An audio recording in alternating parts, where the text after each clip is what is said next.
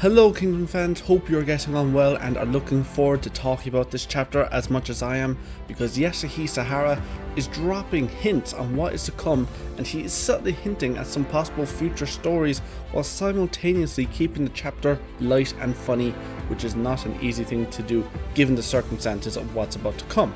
Now, I do owe you guys an apology. I was wrong about last chapter. Turns out Riboku and Kaine aren't engaged, they are full on married. So obviously, congrats to both of them. It has literally been something in the making for a decade now, and I'm very happy for them. I almost feel bad that they will never make it back to Ganmon. Maybe. We won't know for at least 2 years or so anyway.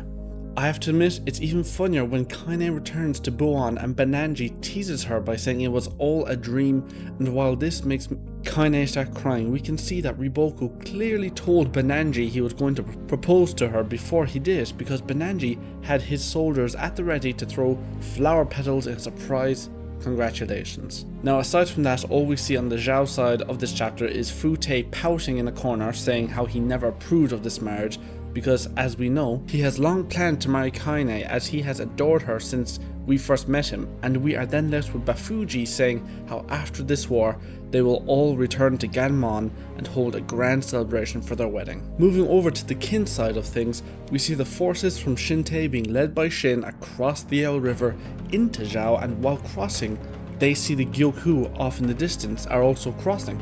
Also, this predictably leads into a huge contest on who can reach the Zhao shore first, the Gyoku or the High Shin. This turns a calm passing into possibly the world's very first traffic jam, leading Shin and Wuhan to ram their ships into the port where Muten was awaiting their arrival with a look of just pure disappointment, listening to his two besties bicker like children. And even after they both arrive at the port, their armies continue to race each other to see who can get their whole army to the shore first. And for the record, you can see Shin won the race. His boat is ahead of Wuhan's, so Wuhan's attitude going forward is that of a sore loser. Anyway, back to what's more important in the chapter. Supposedly, Muten had two reasons for meeting Shin and Wuhan at the port. He wanted to witness the arrival of the High Shin and the Gyokyu himself, but we'll come back to that point in a bit. So more important is how he wanted to talk to them before the war began. He believes that one of the three of them must be the one to slay Riboku. Not defeat, but slay. That's an important difference, and something very important to remember.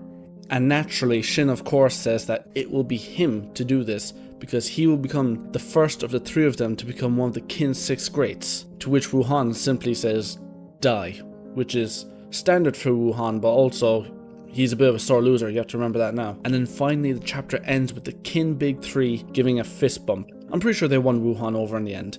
And so yeah, that's the chapter, but there was a lot of things I didn't mention that were in this chapter that hint at a lot of things to come, and some things that had already happened. I speak mainly of these 4 small images here of Kaine, which are related to the Riboku one-shot done long before the series even started, showing Riboku's arrival to Ganmon, so now we know that that story is officially canon. And then there's some bits of fun information given, like how the Gyokyu and the Gakuka armies have increased from 50,000 to 60,000, and supposedly the Han forces led by Yoko are actually part of the High Shin unit for this campaign, essentially making the High Shin unit an army of 110,000 strong, which is more than enough to qualify Shin as a great general. Now, the reward for the most mysterious thing said in this chapter has to go to Muten. Well, commending Shin and Wuhan for growing their armies to be stronger than even he expected, he then thinks to himself that the Gakuka has gotten stronger than either of them may have thought. Needless to say, this implies he has gotten a major power boost, which is something that the Gakuka has always been lacking. While the Gakuka have always had a mastery over tactics, both basic and complex, Muten has always been limited by not having powerful vassals. Now yes, he does have Rikusen and Aizen, but when compared to the likes of the High Shin unit, who from the start has had heavy hitters such as Kyokai, Sugen, the Monster Strength Trio, and of course Bihei the Immortal, and then to eventually pick up major assets such as the Dukyu veterans, Sasui, and even Kyorei, and a dozen more. Now, all jokes aside, to say that the Gakuka had gained immense power just from Aizen joining, imagine if Mobu had sent Muten some more powerful vassals to help Muten in this battle coming up, which is the most major campaign for the Kin expansion. Mu 10 and the Gakuka will be an absolute deadly force with new additions. At least that's what I hope Mu 10 means by this. We are long overdue to see some genius level Mu 10 tactics. And if he can add brute force into his tactics, it'll just be an absolute massacre of the Zhao forces. Now sadly, there is also some sad news in this chapter, and that is that it's now confirmed the Kin Big 3 won't be fighting side by side in this campaign. They all believe they won't see each other again until they conquer Kantan. They are all spread out because they are now considered main forces, which is a huge mistake if you ask me. Now in terms of writing, it is definitely easier for Hara, but imagine if these three guys got to team up. That would truly be a force that would be unstoppable.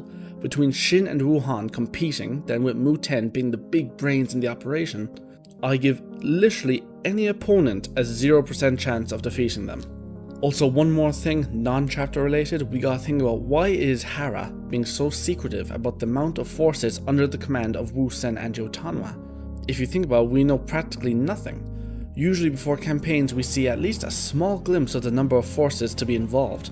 Possibly this battle will be so large and the scope will be even wider than we think it will be, and we will surely get a big reveal very soon, because we know it will be at least, bare minimum, 400,000 soldiers for Kin, and in all reality it'll probably be more. I'm gonna estimate somewhere around 450, 460, and God knows what Zhao will pull out, because as we all know they seem to have an near infinite amount of top tier generals and elite soldiers. But again, at the same time, this is a battle for the survival of Zhao, so they will literally put everyone that can hold a spear into an army if they need. Nonetheless, I say that odds are this was the final chapter before the armies officially mobilize into their positions. So from here on out, I'm expecting the conflict to begin, and we will learn who will be facing who within the next 2 to 3 chapters. And so Kingdom fans, that's all I have to say for this chapter. If you guys enjoyed this video and Kingdom content in general, remember to smash that like button down below, and while you're down there, don't forget to hit that subscribe button with the notification bell so you can stay up to date with the channel, because we are coming into possibly the best arc series we'll ever have, and I know you won't want to miss a single bit of it.